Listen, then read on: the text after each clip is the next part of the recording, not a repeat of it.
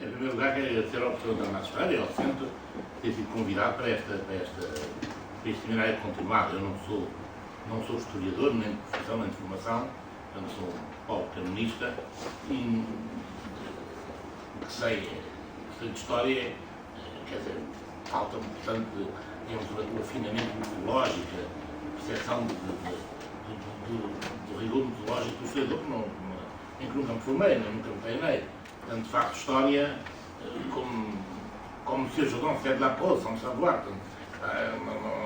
Não pretendo fazer história, pretendo fazer análise canónica e jurídica de uma lei. Mas depois, para fazer a análise, tenho que contar histórias. Portanto, sou mais um contador de histórias do que um historiador, não tenho essa questão. E, portanto, nesta pleia ilustre de historiadores, convidarem-me a uma condescendência e uma misericórdia com a minha ignorância, fico grato e contente por estar aqui. Grato e contente por estar aqui. Então, portanto, evidentemente, trago um debate tendo metodologicamente estruturado a perspectiva um bocadinho anárquica do amador e do autoridade. Então começo com uma... A mim pediram-me que falasse sobre organizar, se tivesse algumas considerações sobre... Eu peço, mas eu falo muito mal. Encaramelo muitas palavras. É sempre um esforço. Agora comecei assim, na primeira fase, percebi logo que já tinha só ditado as palavras. Estou a tentar falar devagar, mas é sempre um esforço de maldade. Faço isso durante as frases e depois começo a atropelar as palavras. Então peço misericórdia também para essa. Foi-me pedido que organizasse e expusesse algumas considerações acerca do tema confessionalidade e separação, ou da confessionalidade e separação. A primeira coisa, tomisticamente, é a definição dos termos, quer dizer, de experiências é que essas palavras descrevem. A palavra confessionalidade recobre situações muito diferentes. A mim parece-me que há algum anacronismo em usar essa palavra para descrever o papel da religião nas sociedades antigas.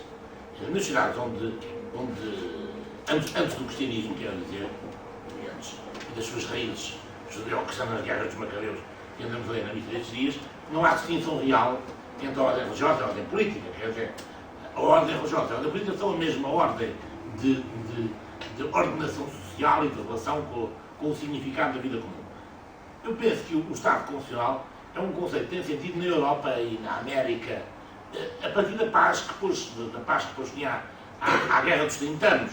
É nessa altura que começa a fazer sentido falar nesta altura, porque de facto, nesse momento começa uma separação ou uma união entre o Estado e a Igreja. É aí que começa o Estado confessional e é nesse contexto que surgirá o seu contraponto histórico, quer dizer, o Estado laico ou o regime de separação. A doutrina e a prática da separação desenvolveram-se como contraposição histórica à situação europeia que seguiu à Guerra dos 30 anos, como sabem, já naquela forma protestante, porque o fim desse período foi feito pelo princípio Cuius Regio, Eius Religio, que transformou a Europa no século XVII num continente de intolerância religiosa, quer dizer, transformou a dissidência religiosa em crime de lesa majestade e peça à pátria, e portanto gerou uma situação de intolerância religiosa que não tinha precedentes na Europa do século XVII e não na Espanha e em Portugal, como uma visão caricatural da Inquisição gosta de fazer pensar. Quer dizer, na democrática lausanas, as fogueiras estiveram acesas durante 200 anos. Quer dizer, na Suécia, na Noruega, não ficou resto de nenhuma experiência católica. Na Escócia presbiteriana não se encontra nenhum edifício religioso até ao século XVI, foram todos arrasados. A Inglaterra anglicana foi um país de intolerância religiosa durante todo o século XVII. A intolerância religiosa é uma característica da Europa do século XVII, gerada pela paz dos 30 anos, e é nesse contexto, é na reação a esse período que nasce também a primeira experiência de separação.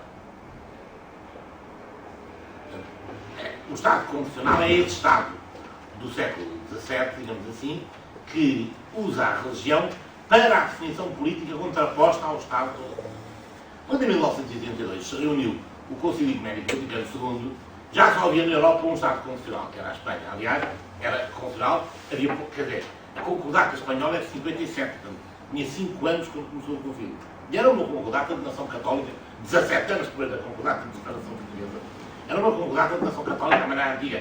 Era o máximo, teríamos o máximo das teses do chamado ius público eclesiástico, que, portanto, era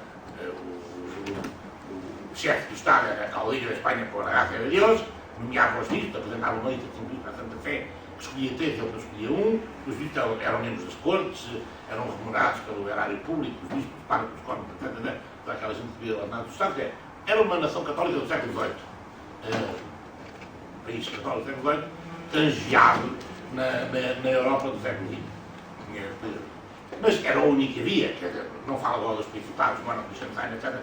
São casos de estudo muito interessantes, mas não vale a pena, não, só complica. Mas, de facto, eu só falo, a Constituição Espanhola já acabou há muito tempo, só falo disto para dizer que, nesse sentido, de Estado Constitucional, não há nenhum Estado Constitucional católico, normalmente, a não ser o Estado Vaticano, seja constitucionalmente católico. Não existe nenhum Estado no mundo que seja constitucionalmente católico. Mas esta separação do Estado da Igreja, que ocorreu com drama e com conflitualidade, mas com general acerto no mundo católico, não é tão simples no mundo ortodoxo e no mundo protestante. A Suécia foi um Estado constitucional, uma monarquia luterana, até o ano 2000. A Igreja Luterana está separada do Estado sueco desde o ano 2000. E a Dinamarca e a Finlândia ainda têm igrejas nacionais luteranas. A Inglaterra, a Igreja Anglicana, está ligada à coroa, mas por sentido concreto, uma das coisas que o Sr. Brown tem que fazer, nomeado os bispos, é 10 anos de que é o maior bispo da Igreja Anglicana e os remunera. Que é um dos problemas agora, tenho ouvido falar deste ingresso de anglicanos na Igreja Católica, um dos problemas é que eles perdem o ordenado, quer dizer, uma das coisas que eles passam, regem pagos pela República Inglesa, são católicos e não têm comer. Portanto, além do mais, além de todas as novidades, ainda vamos ter que nos sustentar. Mas, não é pequena coisa, vem 40 bispos, tem que arranjar sempre cada bispo. Ora, são pequenas coisas, são pequenas chamadas, e uma data parte que não é difícil, que não podemos sustentar eles, não quero. Aquela malta que vivia à conta do orçamento de 2 anos e de repente, de um momento para o outro, tem que passar a ver a conta do orçamento da Igreja Católica e do orçamento da Igreja Católica. A Grécia continuar. A Grécia é um país que aderiu aos tratados europeus com cláusulas de reserva, fazendo sempre reservas para manter a constitucionalidade. Não é uma constituição geral da Grécia, mas é a especificidade da República do Monte Athos, portanto que é, na República do Monte Athos não podem entrar mulheres.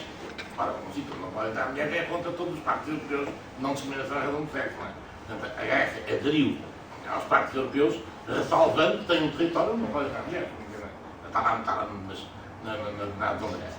E a Rússia, o caso mais interessante, fora do universo da comunidade, da União Europeia, é a Rússia que teve uma legalidade religiosa muito interessante do tempo do Yeltsin, mas que nesta última lei, publicada há 5 anos por Putin, fez um regresso em direção aos ortodoxos. Portanto, a lei distingue a situação da Igreja Ortodoxa das religiões com antiga implantação na Rússia e das novas comunidades religiosas.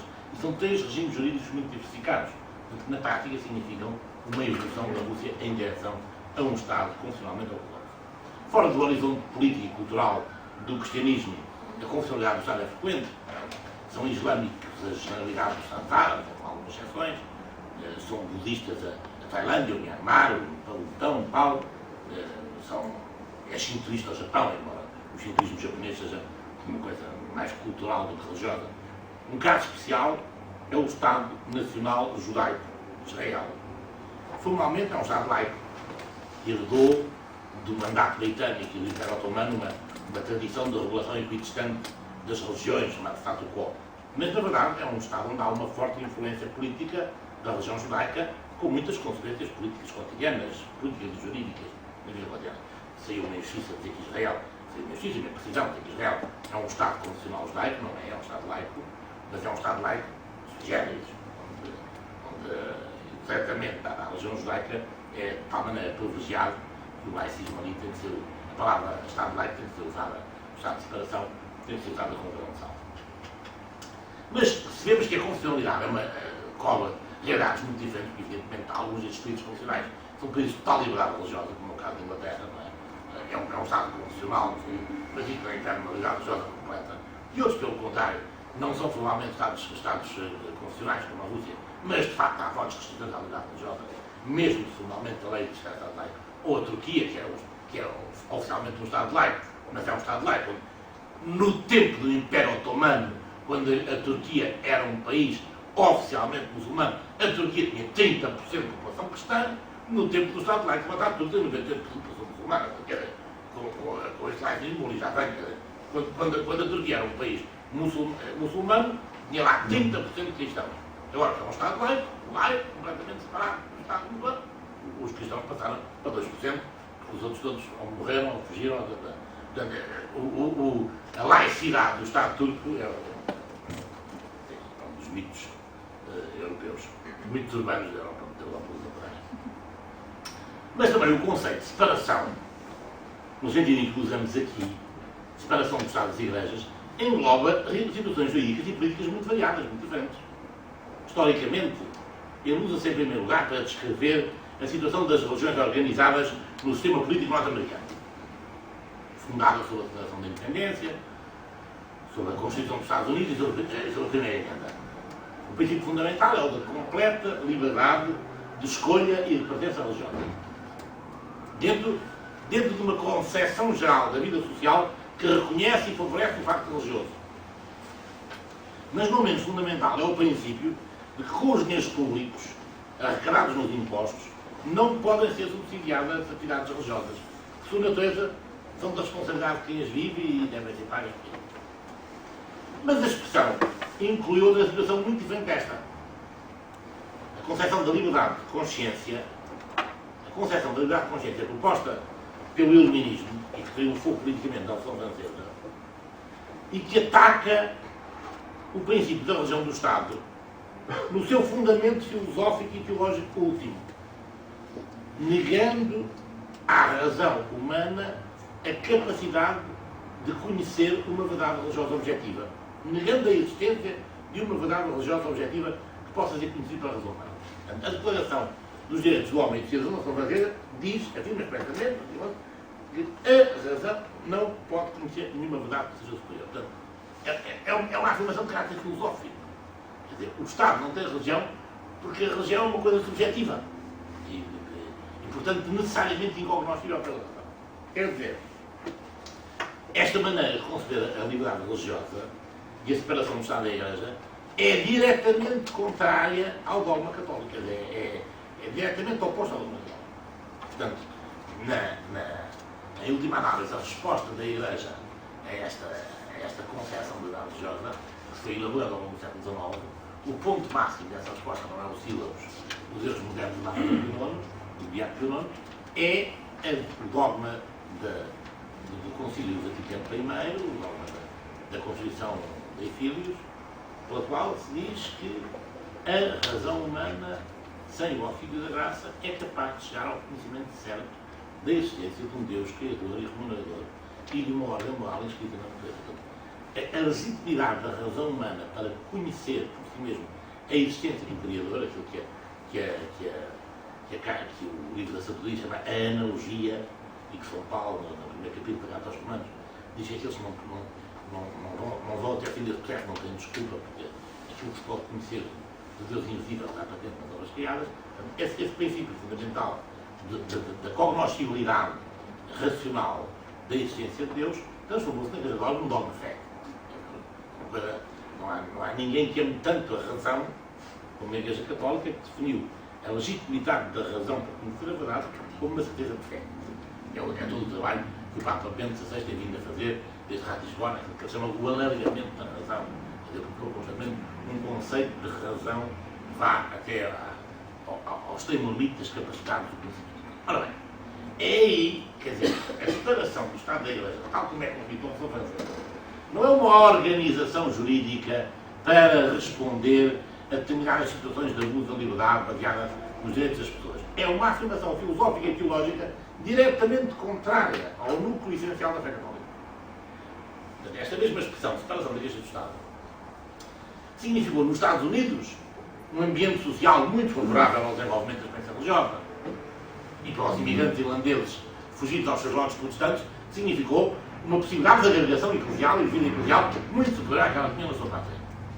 Enquanto que na França significou a destruição total do tecido eclesial pela Convenção e pelo terror, quer dizer, em 1795 simplesmente não havia catolicismo na França, quer dizer, as igrejas tinham sido, quer dizer, monumentos históricos extraordinários, os Cluny, saiu, quer dizer, coisas que foram completamente arrasadas e destruídas, e ao mesmo tempo a expulsão completa dos padres, de 2007, não havia igreja. Milhares de mártires, muitos deles canonizados, não é? E depois a sujeição da igreja ao Estado pela concordata de Napoleão, pelos avisos orgânicos, pôs a igreja francesa sobre o domínio do Estado durante 100 anos. Portanto, quando falamos de separação, falamos de coisas muito diferentes, não é? Dou-vos um exemplo que ajuda, talvez, a perceber que temos de passar para dentro, não quero perder mais tempo com isto. Vamos lá perceber. Depois da assinatura da Declaração de Independência, os padres fundadores quiseram fazer uma festa em Filadélfia. Quiseram convidar os homens religiosos de Filadélfia, convidar os pastores protestantes, convidar toda a gente para uma festa.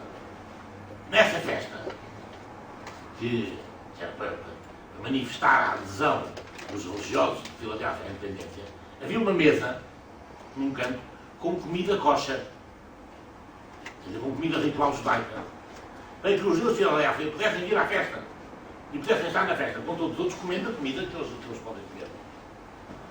Alguns anos depois, quando Napoleão Bonaparte quis regular a situação religiosa da França, convocou os responsáveis das sinagogas grandes para uma reunião e marcou a reunião para o sábado. Chamou-os a uma reunião ao sábado.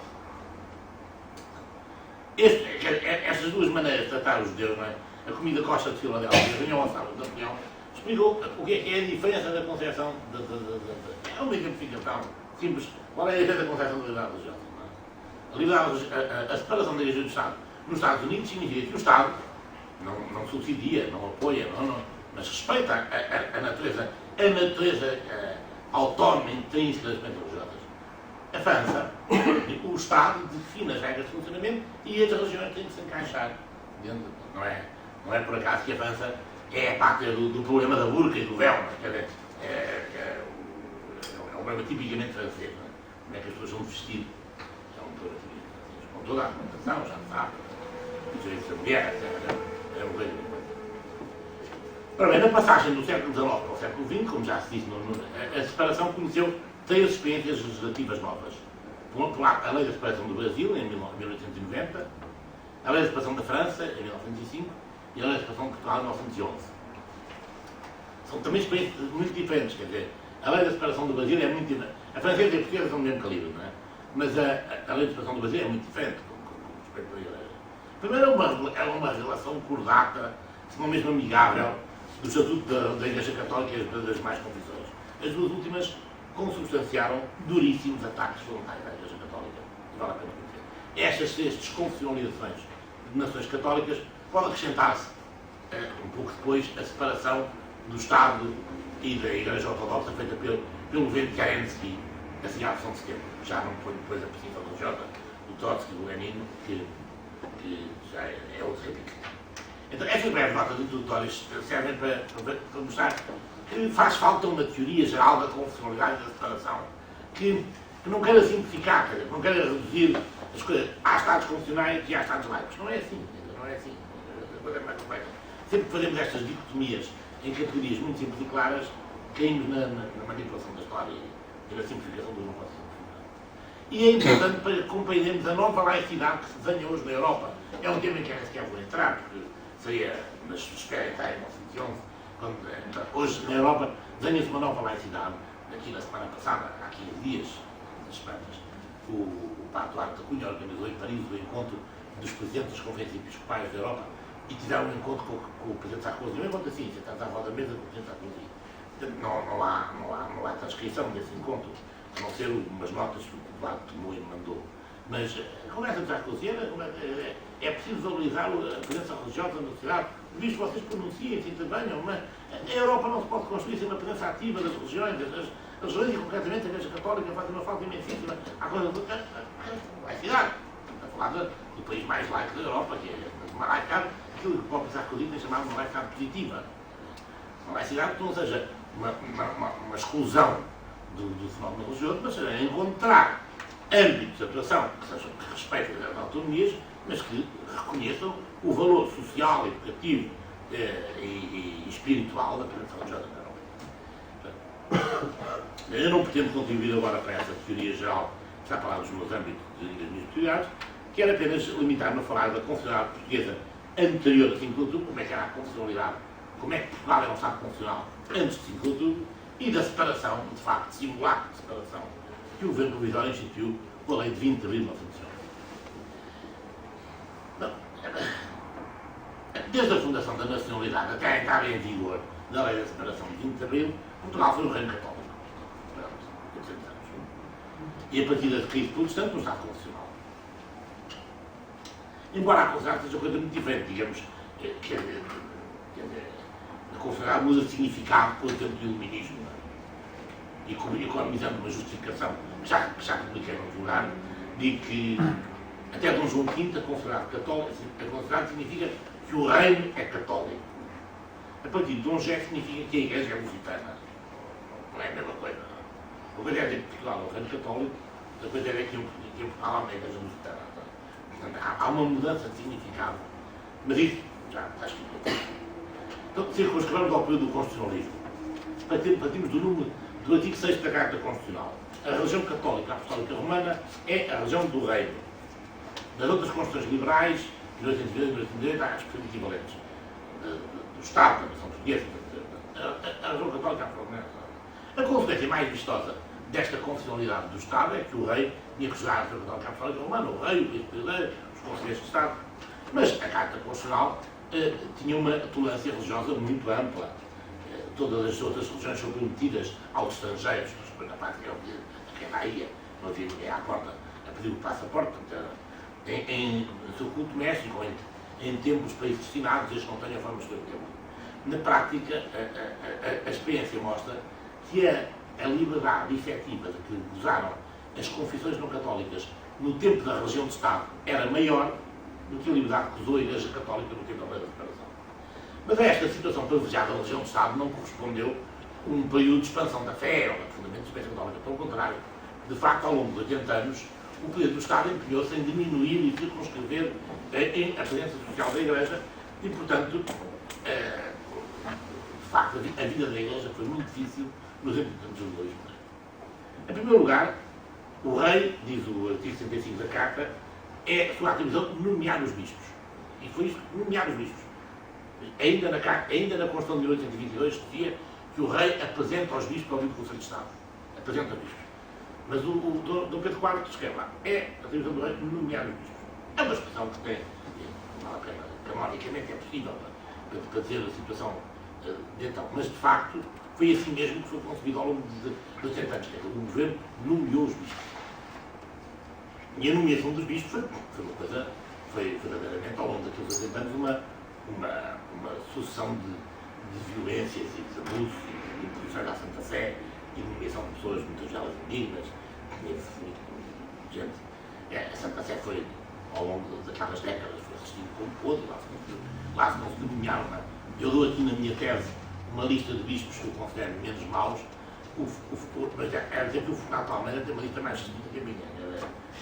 Eu sou mais generoso que o Fernando Almeida. O Fernando Almeida faz uma lista de bispos possíveis que é mais pequena que a minha. Eu ainda assim, mas que lá foi mais a vocês. Como diz o Ega do Louvarinho, entende a linha de conta com a branca. Mas de facto, o panorama do episcopado do século XIX é francamente desanimado. E há critérios muito simples para a gente perceber isto. Ao longo do século, ao longo de 1830 até 1910, desde 80 anos, houve inúmeros conflitos gravíssimos no Estado e a Igreja. E os bispos eram todos membros da Câmara dos Padres. Portanto, a gente vai às atas da Câmara dos Padres e temos de encontrar lá inúmeras intervenções heroicas dos bispos a defender a Igreja, seja a Eclésia, a defender a Igreja. Pode-se percorrer o Diário das Sessões da Câmara dos Padres e encontra-se uma intervenção do Manuel Bento Rodrigues sobre a nomeação dos padres de Dom João de França, que faz um panfletinho assim com as intervenções que os bispos tiveram ao longo de 80 anos a defender a Igreja na Câmara dos Padres, que eram membros do direito constitucional e onde tinham isso sempre tivesse e iam todo sempre à sua discurso do reino. Bastante lamentável.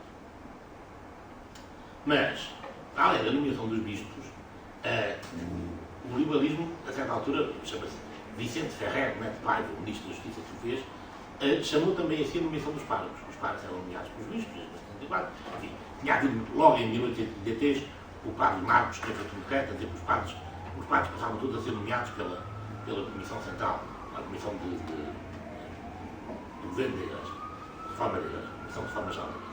Mas depois, rapidamente, tinha envolvido os bispos. Mas em 1970, o Vicente Reis António chamou ao Ministério da Justiça, dos padres passavam a ser nomeados por concurso documental do Ministério da Justiça, e, portanto, o governo nomeava os padres. E uma coisa muito. Um terceiro aspecto importantíssimo é o aspecto do beneplácito régio. O governo reclamava o direito de confirmar os documentos pontifícios. Isto tem imensos episódios desagradabilíssimos. Se eu contasse aqui, não contar a história, mas vou contar só um, vale a pena contar, e que é o mais escandaloso de todos. Sabem que em 1854, o Santo Padre Beato Pio IX definiu o dogma da Imaculada Conceição. O dogma da Imaculada Conceição de Nossa Senhora era uma verdade de fé, tida por certa em Portugal desde sempre, ao qual Dom João IV tinha consagrado, a Imaculada Conceição de Nossa Senhora tinha consagrado o Reino de Portugal. Havia uma devoção portuguesa antiquíssima, a Imaculada Conceição. Todas as pessoas no Estado de Coimbra tinham que jurar, fazer o juramento, essa palavra lá, certo bem. O dogma foi proclamado, de norte a sul do país, uma festa, coisa, ofertório, procissões, adorações, pessoas com Nossa Senhora, os bispos. Passou um dia, passou uma semana, passou 15 dias, os bispos portugueses em silêncio completo atenuado. Bem, os jornais católicos, os jornais milistas, todo em público, o povo, sabe, pouca vergonha é essa, então toda a gente, está o povo todo na rua a festejar, os bispos não dizem nada dos bispos. Porquê? Porque a carta dizia que as disposições da Curia Romana que tenham decisões gerais têm que ser aprovadas pelo beneplácito e têm que ser aprovadas pelas cortes. E o governo não se atrevia a levar o dogma da Imaculada, não se atrevia a reunir as cortes à Assembleia para pedir o beneplácito com medo do que é que seria, os liberalões a achincalharem os dogmas, como diz o João Bega, antes por que tinha a achincalhar os dogmas. Portanto, tratava-se uma sessão absolutamente afrontosa no Parlamento, onde o dogma da Imaculada Conceição ia ser motivo de toda a irrisão possível de imaginária. E, portanto, o governo, com medo dessa pouca vergonha, não convocava as câmaras. Como não convocava as câmaras, não dava o beneplácito. E como não dava o beneplácito, o dogma ainda não estava definido em Portugal. Já está definido em Portugal, não basta aquilo para a pontina. É preciso que o rei rua. E os bispos portugueses, portanto, ainda não sabiam que tinha sido o dogma, não sabiam. Sabia toda a gente, estava o povo na rua a festejar. Então, ao 23 meses desta vergonha, o governo resolveu convocar as cortes em sessão secreta. Fez uma sessão secreta, eu nem imagino o que é que lá teria passado, mas felizmente não há ata dessa sessão, portanto, nós podemos imaginar.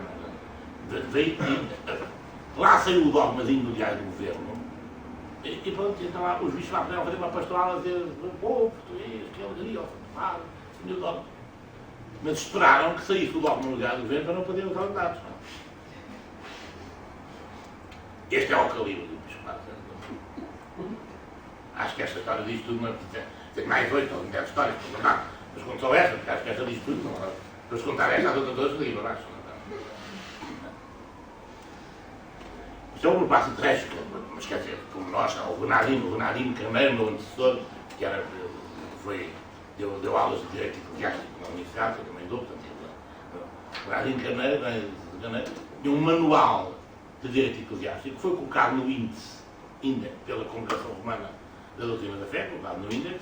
Ele reclamou para o rei, à pele como d'abus, o rei deu-lhe razão e, portanto, o direito eclesiástico do Estado foi ensinado na Universidade de Coimbra durante toda a última edição do manual. Em 1910, sendo uma folha do Manuel Quim Sousa, que foi o último professor de 1909, mas até 1909, o Corno Pai de Pita, que foi o sucessor do Bernardino, que é um corno da Universidade de Coimbra, que não se desarava de ensinar direito eclesiástico, por um livro condenado e colocado no índice, quinta edição, revista e aumentada, claro, da vida, então, durante todo o século XIX ensinou-se direito eclesiástico do Estado na Universidade de Coimbra por um livro colocado no índice.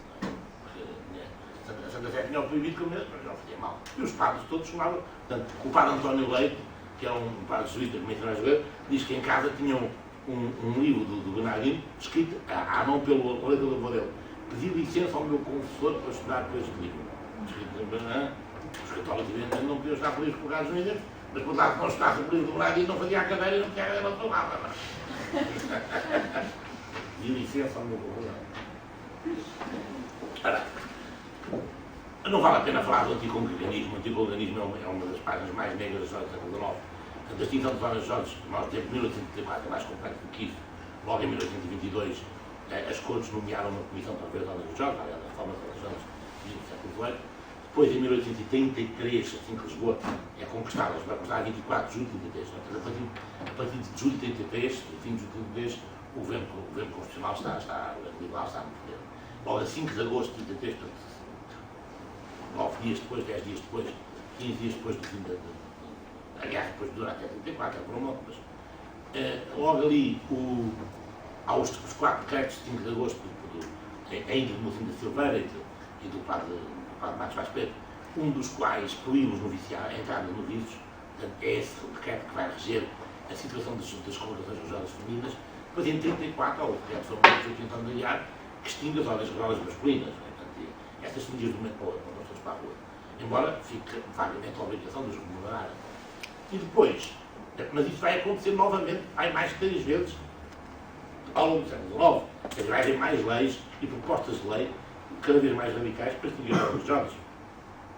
Essa página, essa épica, essa página está contada em toda a parte, também é conta aqui, mas, de facto, quer um do Noé, no tempo das Irmãs da Caridade, que é depois do Índice Ribeiro, de 1901, vão fazer sempre leis onde o pressuposto é sempre que as rodas não têm direito de existir.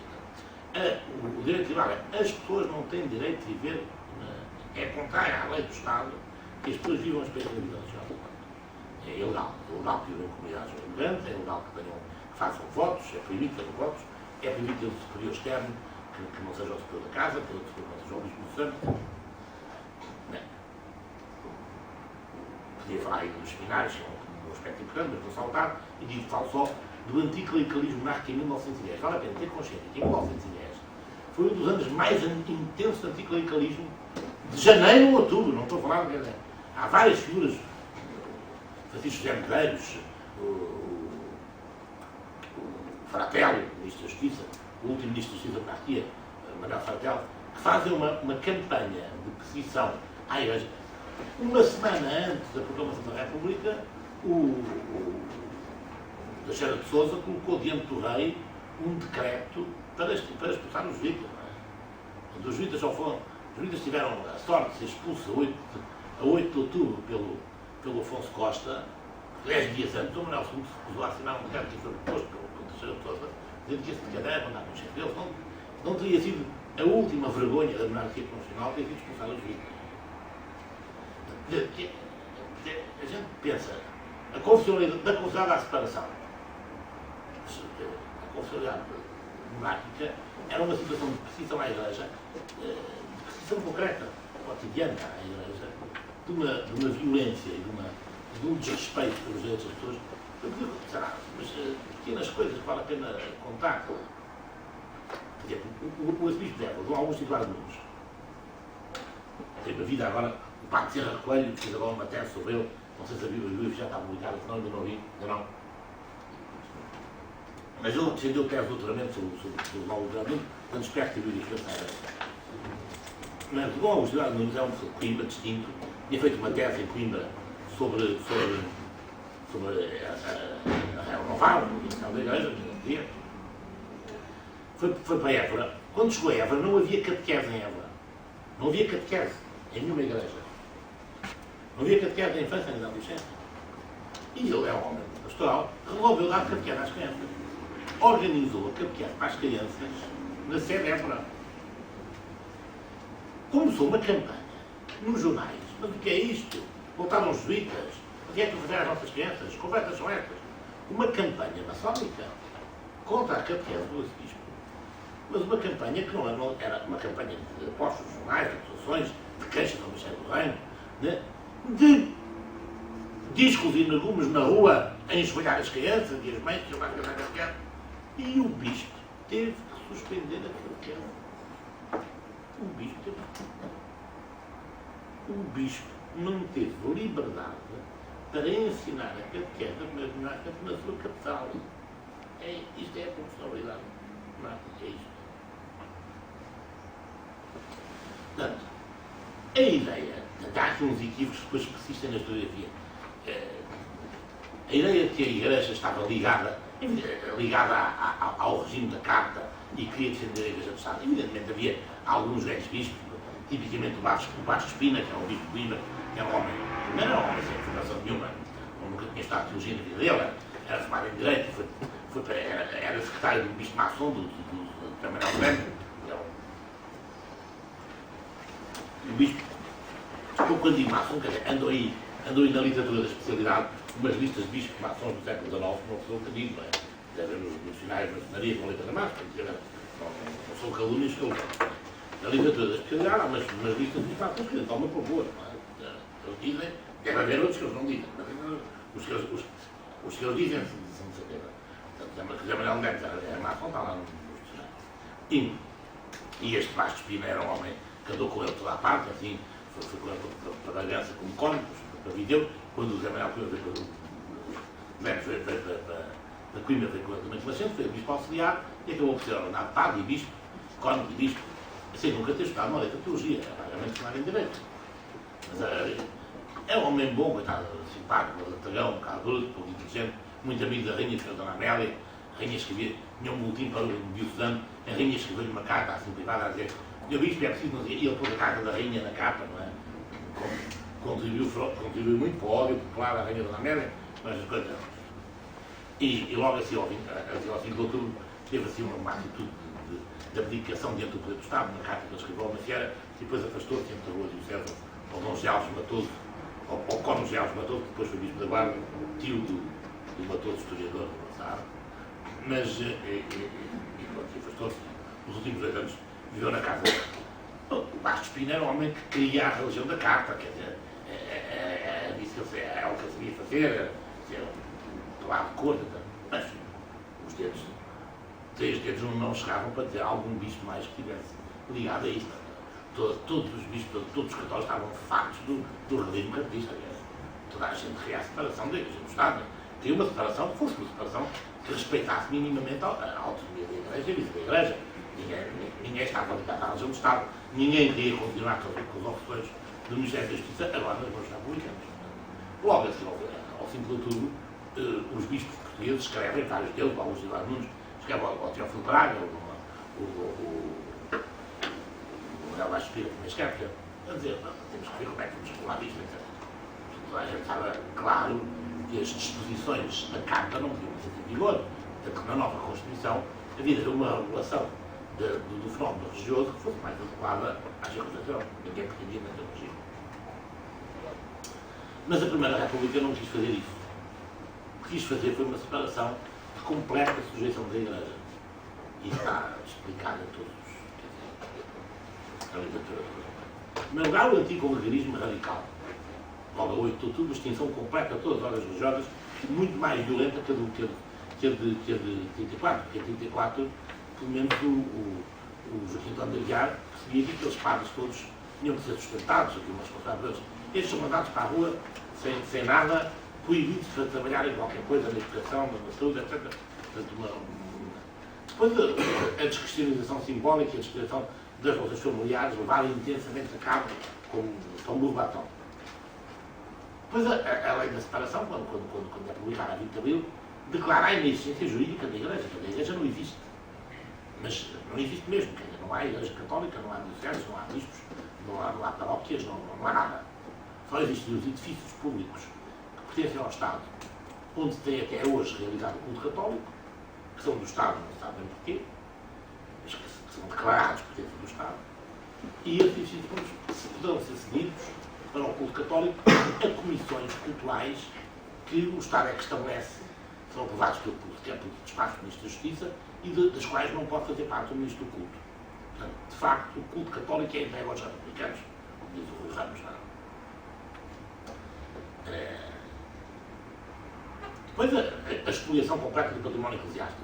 A Igreja tinha sido expoliada 3 vezes já, quando chegamos a abril, tinha sido expoliada por Marquês de Pombal, todos os bens da Companhia do Gestão, muito importantes, em 34 todos os bens das ordens religiosas, expoliação que podia encontrar ao século XX, XIX e XX, e depois logo a 8 de outubro tinha sido expoliado dos bens dos religiosos. A 20 de abril são expoliados todos os bens da Igreja, mas todos os bens é todos os bens, é tudo. Inclusive os títulos se querem que estejam averbados em nome dos padres. E a funcionalização do clero, portanto, a sujeição do clero, o clero é tratado como funcionários, a lei da separação afirma o poder disciplinar do Ministro da Justiça sobre os padres, que aplica as sanções disciplinares, como vocês compreendem, o Estado tem poder sobre nós. O Estado tem poder sobre mim. Mas sobre o cidadão privado, o poder do Estado exerce-se ou pela imposição fiscal ou pela ação penal. O Estado pode cobrar dinheiro pela fiscalidade e pode chamar a juízes se tiver cometer algum crime. Mas o Estado não tem poder nisso, não tem poder disciplinar sobre mim. O Estado tem poder disciplinar sobre os seus funcionários. Sobre as pessoas que estão inseridas na estrutura funcional do Estado ou sobre pessoas que estejam internadas em estabelecimentos do Estado, os presos nas prisões, os militares do tempo de serviço militar, talvez as pessoas internadas em internamento hospitalar ou internamento forçoso. Agora, sobre o cidadão comum da rua, o Estado não tem poder disciplinar. A lei da separação diz que as igrejas são legítimas agremiações particulares. Então, se a igreja é uma legítima agremiação particular, os padres são pessoas que são funcionários organizados da rua. A que título é que o Ministro da Justiça dispõe de poder disciplinar sobre os padres? A que título jurídico? Esta incongruência jurídica não perturbou os valores. O Ministro da Justiça trata os padres como se fossem funcionários do Ministério da Justiça. Chamar isto de separação é uma irrisão. E esta funcionalização, não apenas do ponto de vista disciplinar, mas do ponto de vista também da remuneração. Os padres passam a ver uma pensão que o Estado lhes atribui, mas que é atribuída pelo Estado com critérios que são absolutamente ofensivos e por fim, o beneplácito continua, o controle dos seminários, o Estado, a lei da separação fecha todos os seminários, exceto 5, o Estado diz quais são, e segue só por 5 anos, o beneplácito continua a ser exercido pelo Estado sobre os textos da Santa Sé e sobre os textos dos bispos, o controle das nomeações eclesiásticas.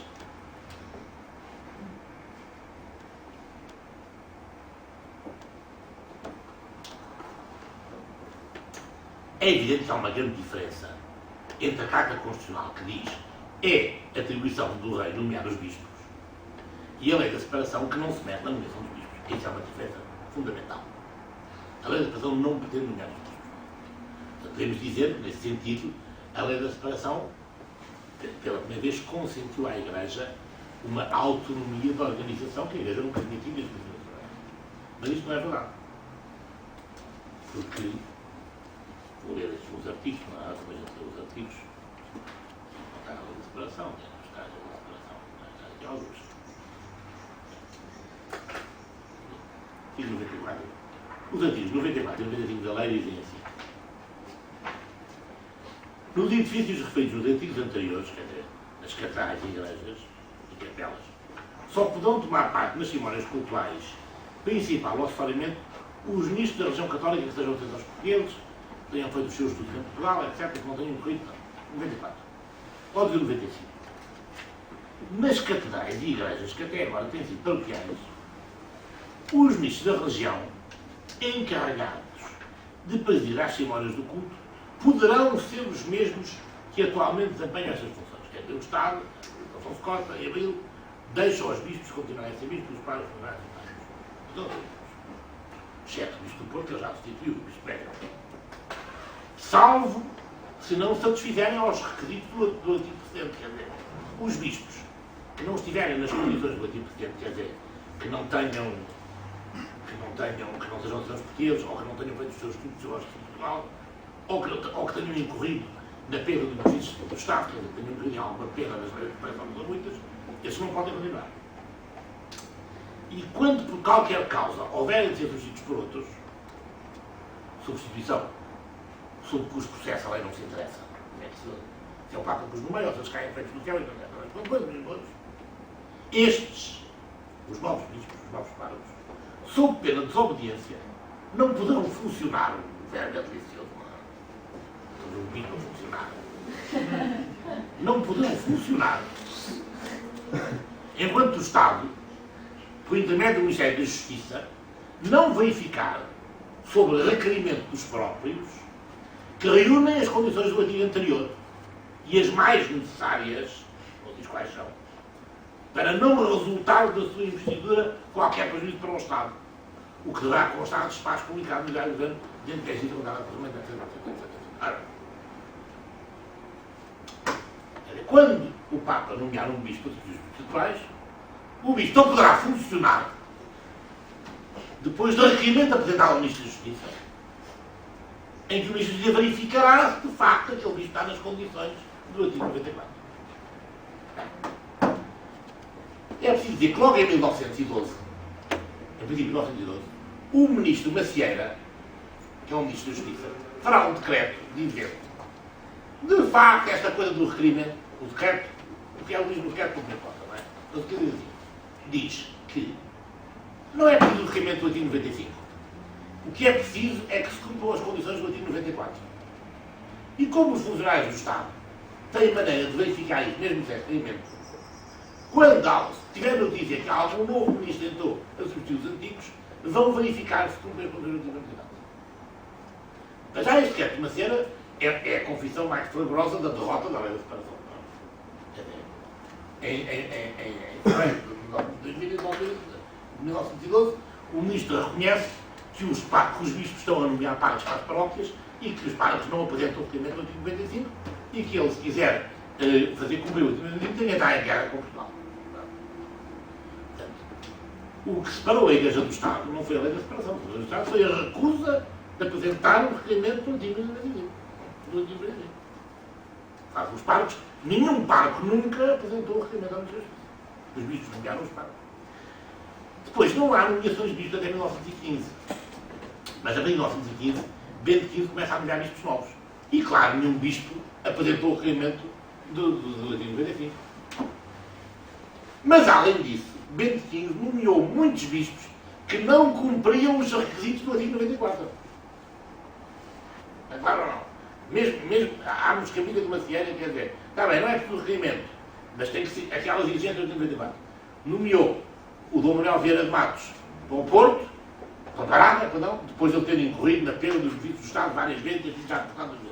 Nomeou o Dom Dom Barbosa Leão, que estava no Algarve, para o Porto, depois de ele ter incorrido na perda. Nomeou o Dom Domingos Frutuoso para Porto Alegre, que era religioso, e os religiosos não podiam desempenhar nenhuma função. Nomeou o Dom João Evangelista de Vidal para Vila Real, para Mitilene, quando ele tinha estudado era doutorado em Roma, na Cidade. Quer dizer, nomeou uma série de bispos que violavam diretamente as questões do artigo 94. É claro? Eles foram nomeados contra o artigo 94. Não apresentaram o requerimento do artigo 95, entraram na porta dos critérios e governaram a Igreja.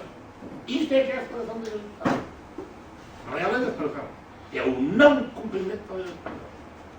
É a reiterada, obstinada e porfiada violação da lei da separação. Isso é que separou a Igreja do Estado. Está claro o conceito?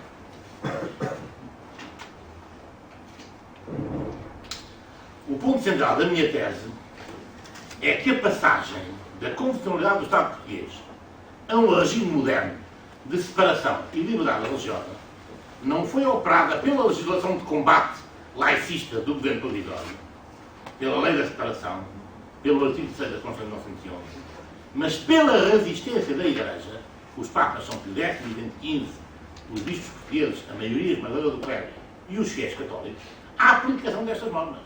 Foi recusando-se a cumprir a lei da separação que a Igreja, na prática, forçou o Estado português a configurar um regime de relações entre o Estado e o fenómeno religioso organizado que se pudesse considerar compatível com os direitos de liberdade e com a dignidade dos Estados. Esta tese, que é a tese de fundo do trabalho, procurei demonstrá-la com uma análise artigo a artigo da lei da separação. Há ali um livro que é ler, mas aqui, além de estar tudo está ali, mais 100 páginas de notas de rodapé que eu vos poupei naquela edição manual. Mas existe na biblioteca? Existe na biblioteca da Universidade Católica 5 exemplares. Não tinha ideia de ler as notas, estão lá todas. As notas são a parte mais divertida.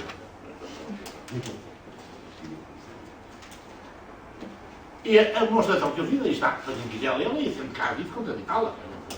A gente Quem publica sujeita-se a pedir, então não, assim você é uma camada de Deus. Não é preciso dizer isso porque não sou verdade. Mas a tese que eu proponho pode ser verificada com mais simplicidade e com mais rapidez, porque eu não quero percorrer um iter probatório talvez demasiadamente longo. E o método que eu recomendo é este.